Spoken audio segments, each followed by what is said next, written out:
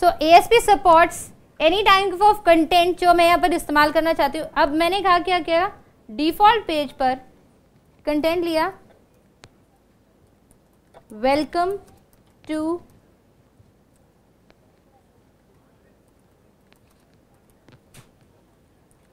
Home page.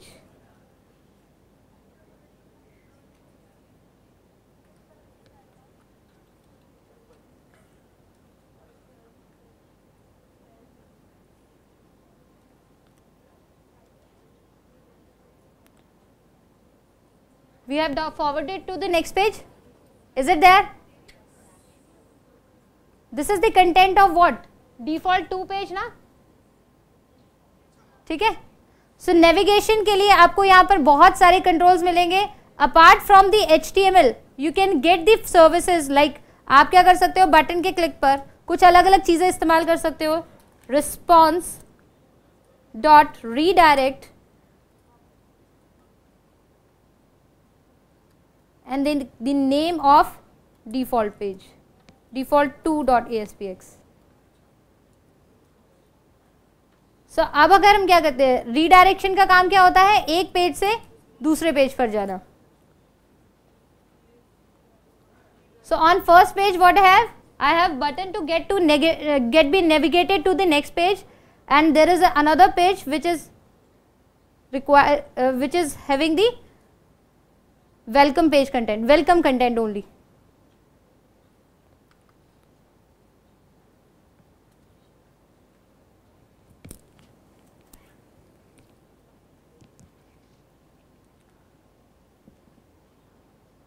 सो HTML के अलावा मैंने क्या इस्तेमाल किया, response dot redirect.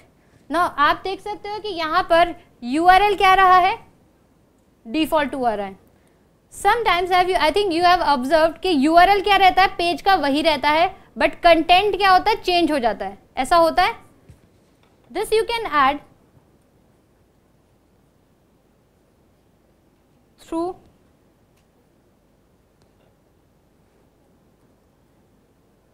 server dot transfer.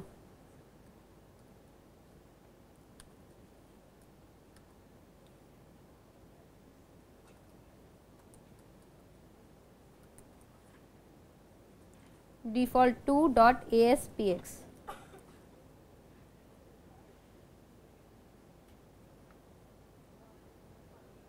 For just differentiating between, I can change the properties, some like text or color. Server dot transfer, just to understand कि मैं कौन सा वाला टैग इस्तेमाल कर रही हूँ.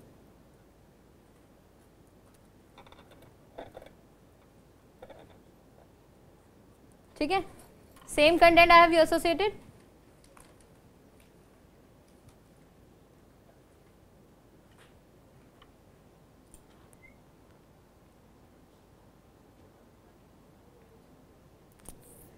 Now can you check what is the URL? Is default.aspx.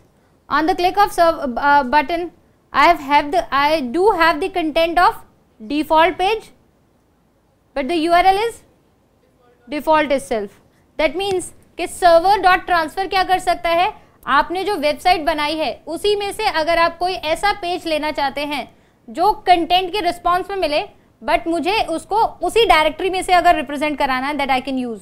Response dot redirect कुछ इस तरीके से बिहेव कर रहा है कि आप किसी भी मतलब किसी भी वेब पेज पर रेफर कर सकते हो.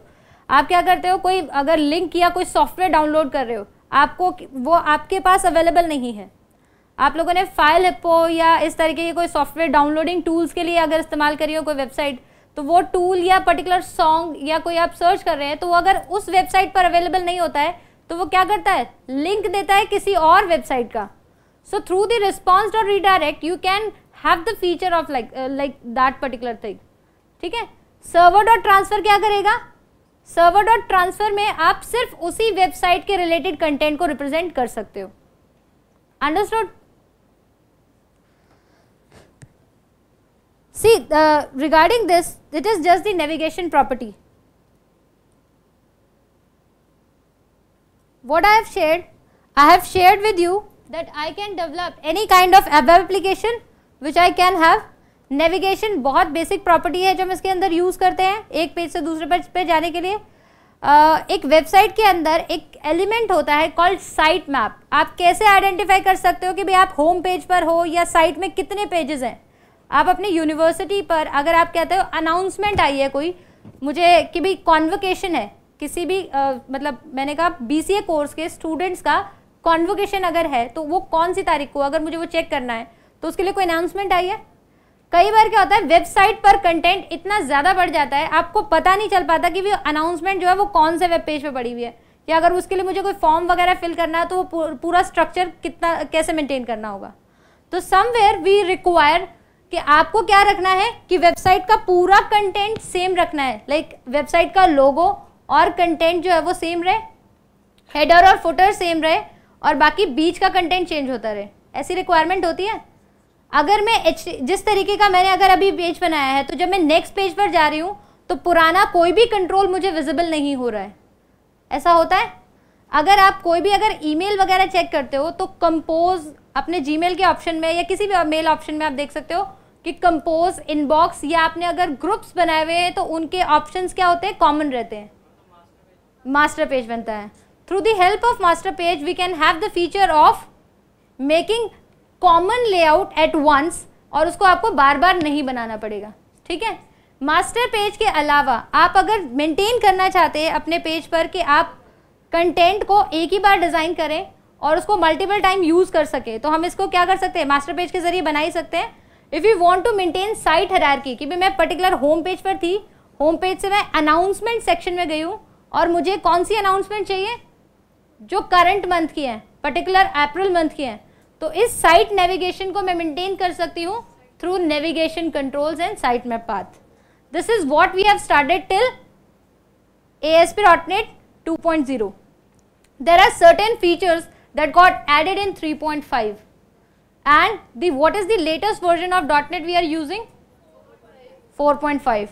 Can anybody tell me or name any of the techniques which are used as a difference in this part? और यू कैन डिफ्रेंशिएट कि भाई 3.2.0 में तो हमारे पास क्लास बनती थी, ऑब्जेक्ट बनते थे और बहुत सारी चीजें थी. कुछ ऐसा है जो नया ऐड हुआ है?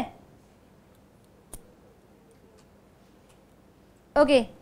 .NET के 3.0 फ्रेमवर्क के अंदर कुछ ऐसी चीज ऐड हुई है जो आपको रिलेट करती है कि भाई डेटाबेस जो हमारा रियल वर्ल्ड एनवायरनमेंट है या हमारे डेटाबेस के रिकॉर्ड्स को अगर मैं रिलेट करती हूँ तो हम उसको अटैच कर सकते हैं अपने वेब एलिमेंट्स में थ्रू क्लासेस.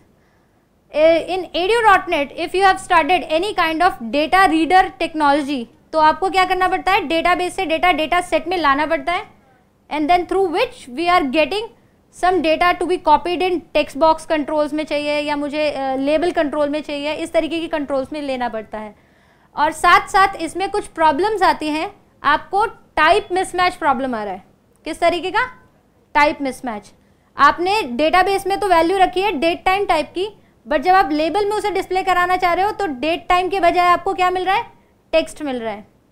ठीक है. या आपने क्या लेना है, आपने अगर डेट ऑफ बर्थ लेनी है तो डेट ऑफ बर्थ के लिए आपने क्या करा, यूजर इंटरफेस पर डेट टाइम पिकर कंट्रोल ले लिया या कोई कैलेंडर कंट्रोल ले लिया जिसकी हेल्प से आपने कैलेंडर में से डेट चूज करी. बट जब आप उसे डेटाबेस में इंसर्ट कर रहे हो तो वो क्या है, मिसमैच हो रहा है वेयर केयर रिगार्डिंग. ठीक है. तो इस ब्रिज को कंप्लीट करने के लिए और प्रोग्रामर की हेल्प करने के लिए एक कंसेप्ट ऐड हुआ that is called as link Q. Link Q stands for language integrated query. Very good. आप में से किसने लिंक क्यू ऑलरेडी पढ़ा हुआ है? अरे वाह. WCF. Okay, can anybody tell me how we can create anonymous object?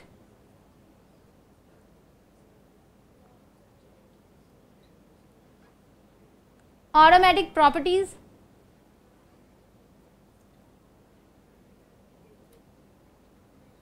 Any property. Get set की हेल्प से हम प्रॉपर्टीज बना सकते हैं. Anonymous delegate. C# में हम डेलीगेट इस्तेमाल करते हैं ना.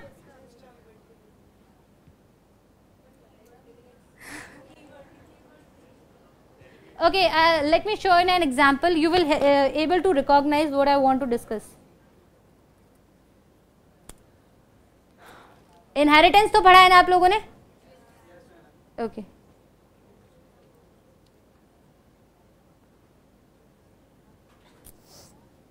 Let's suppose for the sake of understanding मैं जो C# का जो कंटेंट बता रही हूँ उसको रिफर करने के लिए I am taking a console application, that means CUI content only.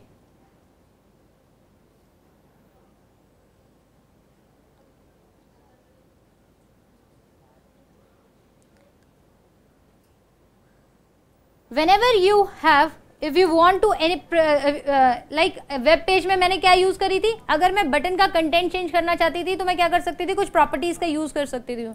In that case अगर आप प्रॉपर्टी बनाना ही चाहते हो, you can have any class if you want.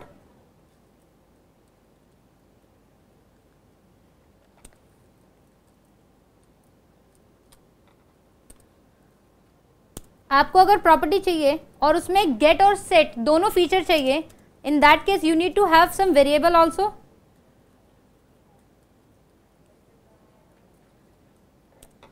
Fine. For making it as a property you can have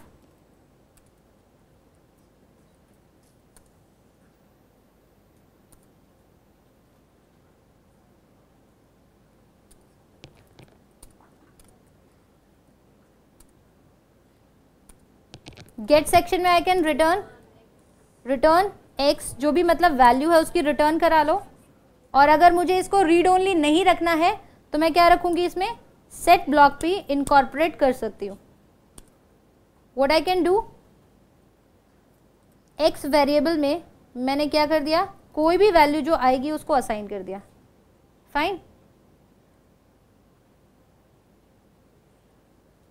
for the property like if I want the next property should also have